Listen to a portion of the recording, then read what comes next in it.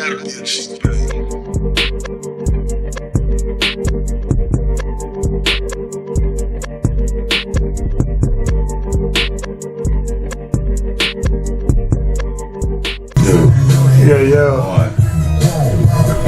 Yeah, y'all done reached the water flow, Scotty Water.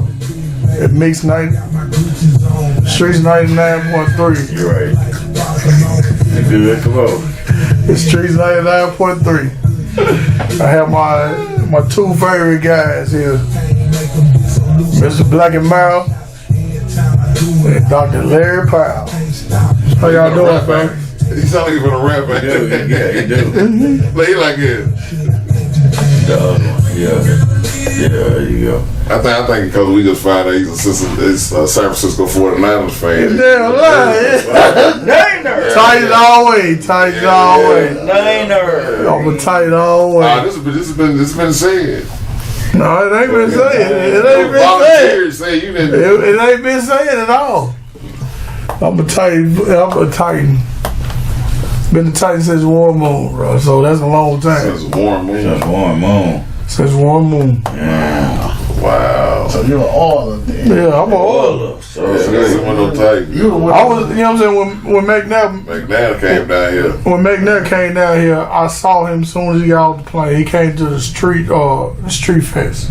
And he walked, you know what I'm saying, I was right beside the stage. He was like, "What's up, man?" He's like, "I'm Steve McNabb from the Oilers." I was like, "Yeah, I know you." I said, "I've been following you, bro." You know what I'm saying? Who was the running back? Running back at that time, that was Eddie. No, I'm talking about for Warm Moon. That was Campbell. Hey, I make sure. Bro, I want to come on with it. Check it out. Give yourself a hand clap for that one. Yeah. Like, I got my facts, but how y'all doing though, man? I'm good, man. Good, man. You know, should drove down here from Georgia, you know. Got to take it back tomorrow. You know what I'm saying? Got to get back in. You know what I'm saying? Shout out to Jordan now. You know, they working us, giving us that time. That's what's up. So, hey, gotta make a way out of nowhere. I'm telling you. You know what I'm saying? Big ups to them. You know, everybody over there. So. How you doing, Mr. Larry Powell? I'm good, man. Dr. Larry Powell. Either way, it don't matter. I'm good, man. Good day today. You know what I'm saying? Breathing. Got another chance to make it right. That's what's up, man. Hey.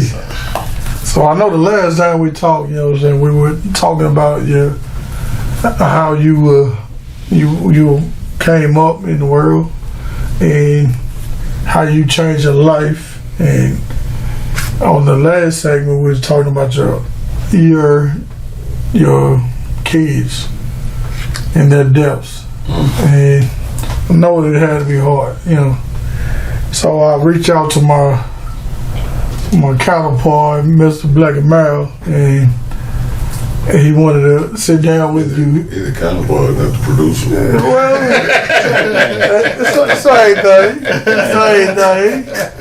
thing. And you know, he wanted to sit down with you, and you know what I'm saying, talk about his experience also. So you know what I'm saying. With that being said, Mr. Black and Merrill, with the death of your daughter, how has life been?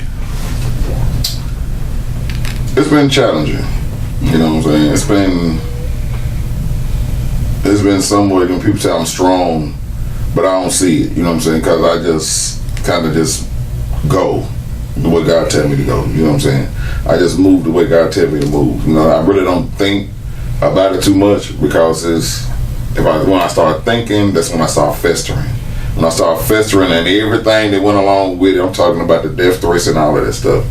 I started festering, and so that's the reason why I was like, okay, ask God to show me another way. You know what I'm saying? So He gave me the opportunity to vacate, you know what I'm saying, the thoughts, the premises, you know what I'm saying, about what I could be doing, because it's like, you finna go to jail if you don't. You know what I'm saying? So He just gave me another start. You know what I'm saying? He just gave me another way, so I don't think about it that much. How long has it been for you since your daughter passed? She died a week after it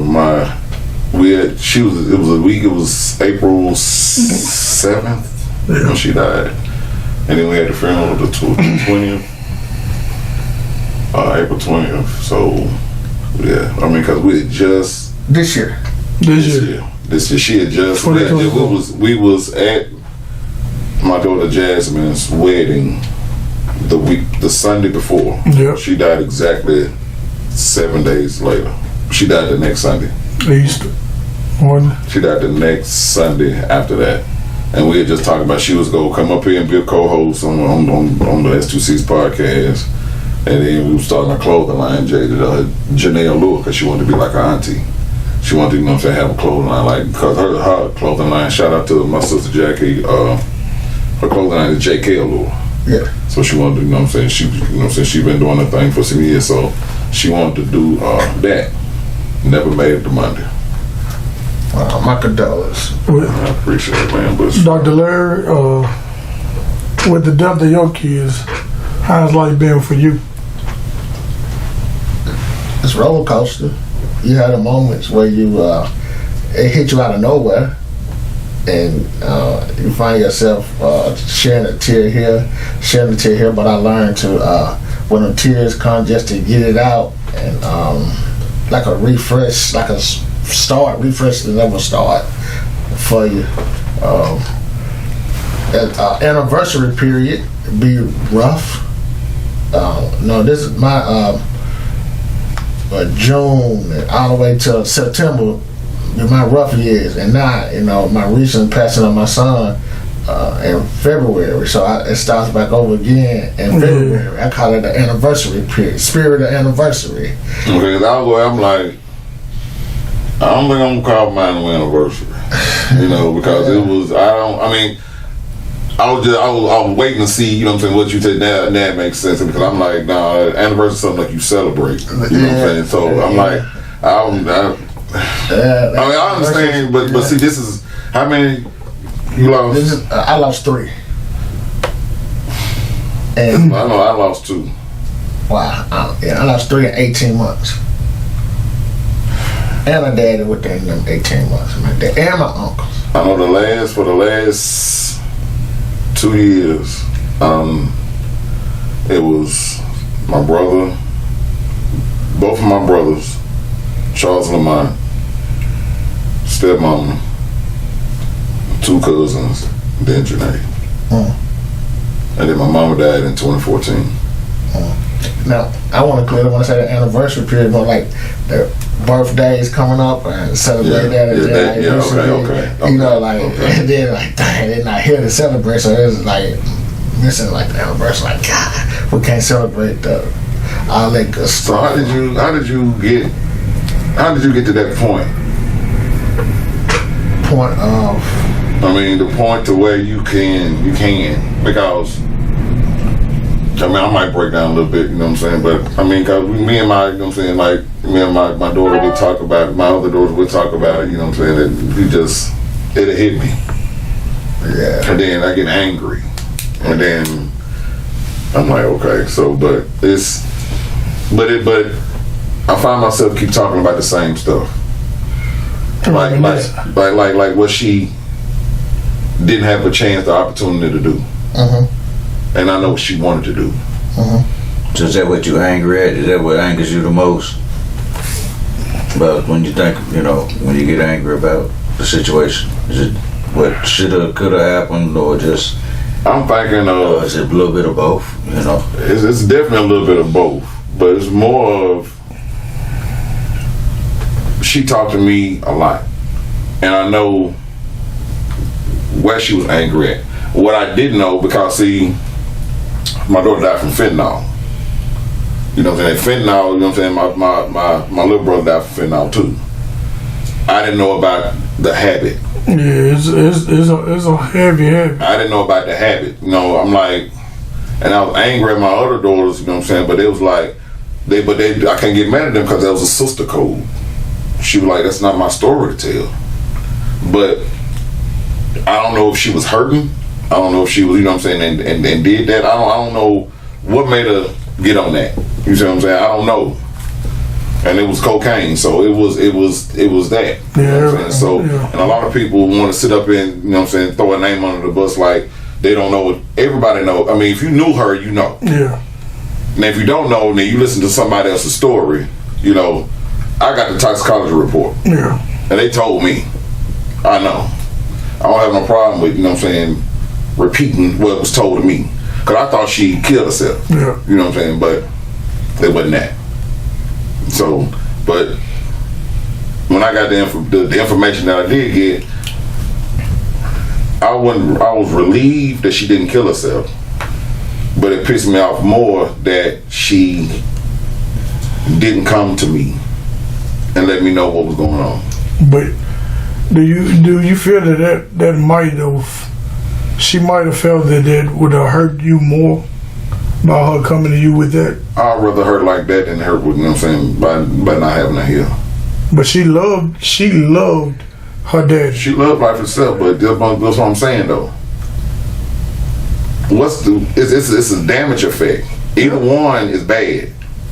But I'd rather go through that and you still be here than to go through this mentally, and not you being here. You see what I'm saying? Yes. Because it's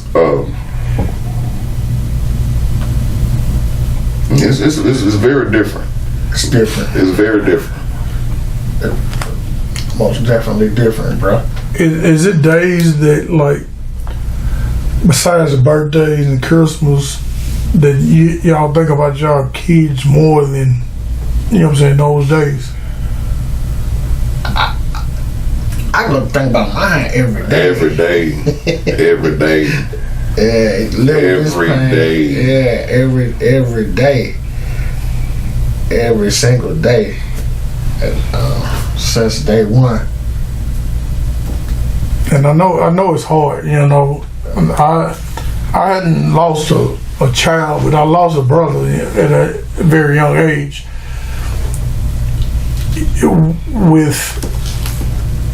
With spirituality, is that something to keep y'all mind straight? I'm a very spiritual person. Go ahead. Yes, sir. Go ahead. You got it. Go ahead. No. With me, most definitely. I'm over here. With me, most definitely. I'll be in man, I'd probably be in a nut house if it weren't for my spirituality and what I had learned in those dark moments that helped pull me through, and just personally standing on business who I know my Lord and Savior as. I would be in a nut house out there. Three of them. And my dad. Yes, sir, brother. Lord been good to me and still withstanding and holding me with all of this. With all of this. Yes. But did you blame God at all? I mean, like the situation. Did you blame God at all? Or did you? I mean, when everything first got there. I mean, I know you eventually found, you know what I'm saying, well, because I never blamed God. I never blamed him. I never blamed him because I knew God does nothing without an understanding. He knew exactly what he was doing and why he did it. Yes, sir. It's our job to figure out why he did it. I never blamed him. I took it as I always looked at him as a big homie. It was a big homie call. I respected the call. And I just, like you said, go through the process, bruh, and try to, see what's after this, see what, how can I develop and help others from going through and feeling this pain that I'm feeling. Because, like I said on the last show, my daughter they buried beside each other in slot 9. My son is in slot 10, and my other son is in slot 11. And when we were burying my daughter, my oldest son was standing on his grave, and when we were burying for his sister, when we were standing, you know what I'm saying? Mm-hmm. So he's standing on his grave. He didn't know that less than 60 days that would be his grave. That's tough. And then When he gone, we at the funeral burying my son that committed suicide in February.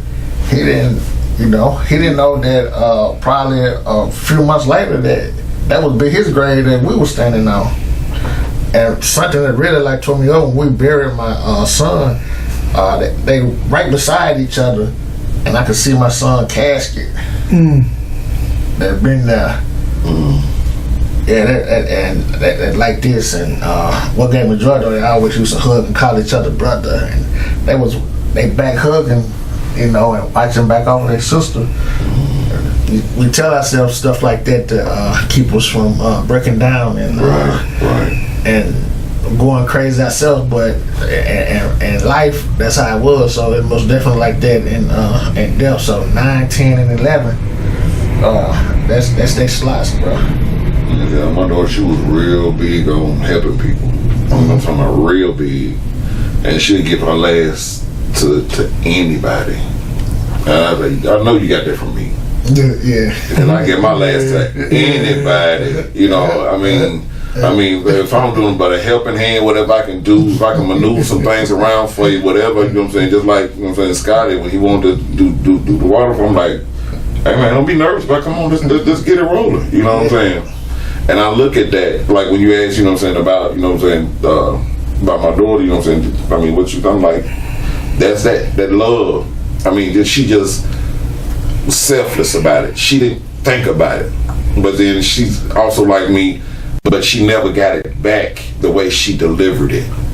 You see what I'm saying? Yeah. It's like whatever I do, whatever I done for something, you know how like you do something for something, you ain't expecting it back. Yeah. But then when you do need it, I mean, you know what I'm saying? It would be nice for you to, you know what I'm saying? She felt that they didn't give her the same love that she gave him. Yeah. And, I deal with that, you know what I'm saying, a lot. You know what I'm saying? Even as a man, it mentally messes you up.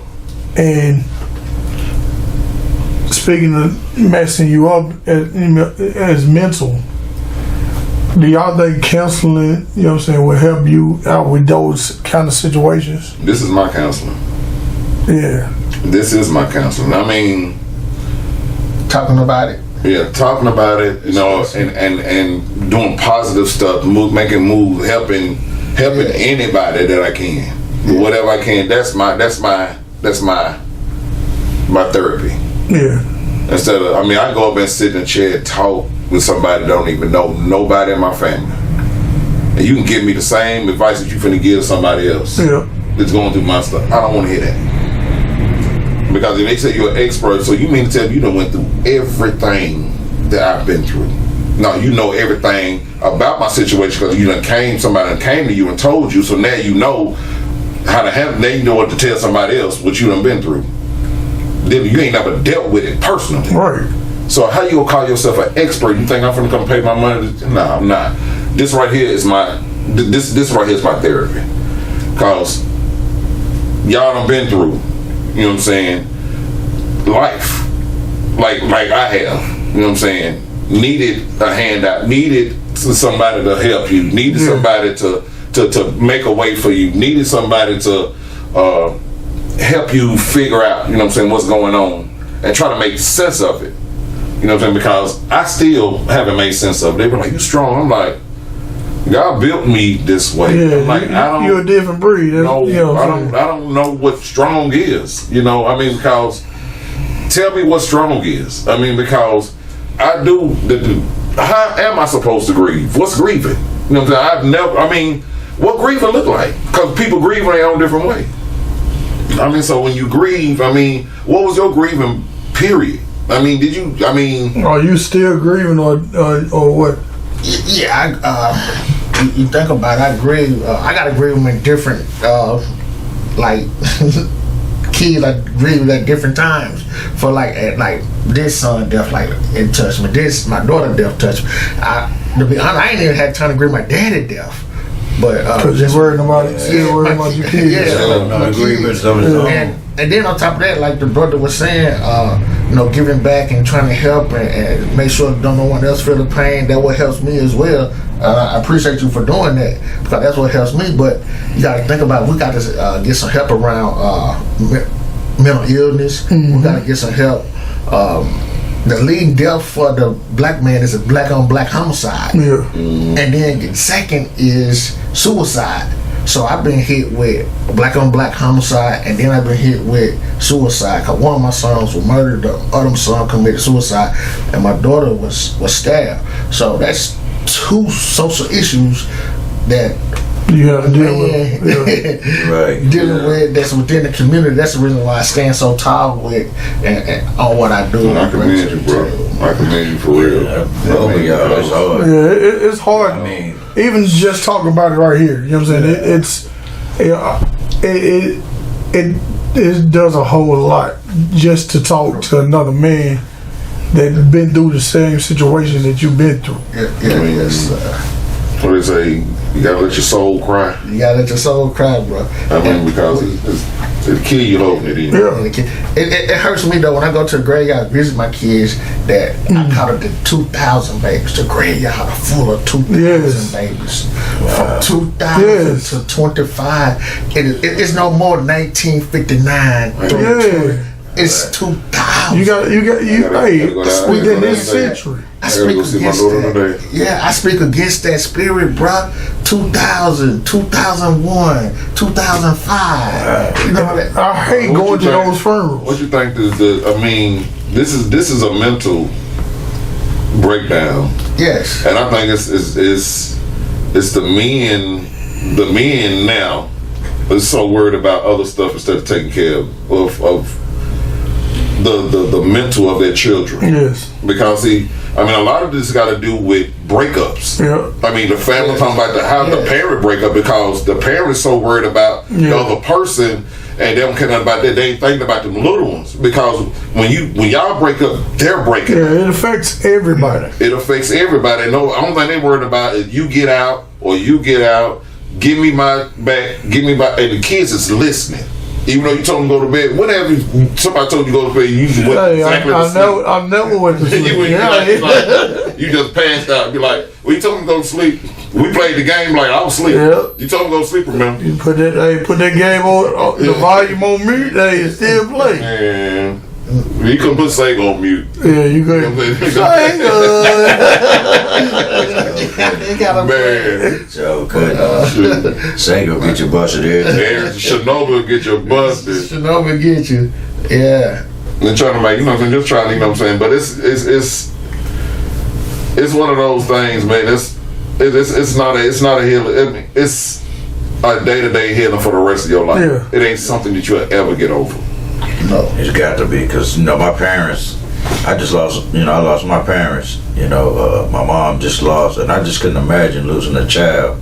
As much as I grieve over my mom, my dad in Man. 2016. I still, you miss these, at times. So I commend y'all seriously. Yeah, for real. Man, that's hard. I just lost my parents, and it's like. I lost my brother. Now I feel like it's he's a a mercy. level with. It's a different bite. A child. Ooh. It's a different bite. You know what I'm saying? Because she was 31. I mean, I had to learn Spanish to have her pay. She passed with 85.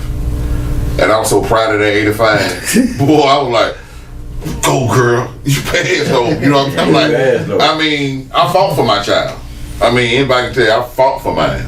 I mean, tooth and nail. Went to court, got her for 5 days. I mean, it went from being the every other weekend daddy to 5 days a week, from Friday to Tuesday. You know what I'm saying? I fought for mine. You know what I'm saying? And she knew who to come to and talk to. But she only talked to me about certain stuff. You're a good dad, So bro. the girls, that's what they do. Girls do that. Yeah. I learned that having girls, they do that. They'll come to you when it's on a real. Yeah. But sometimes they just do They was not. That's what I said, like, hey, And that took me a long time to get.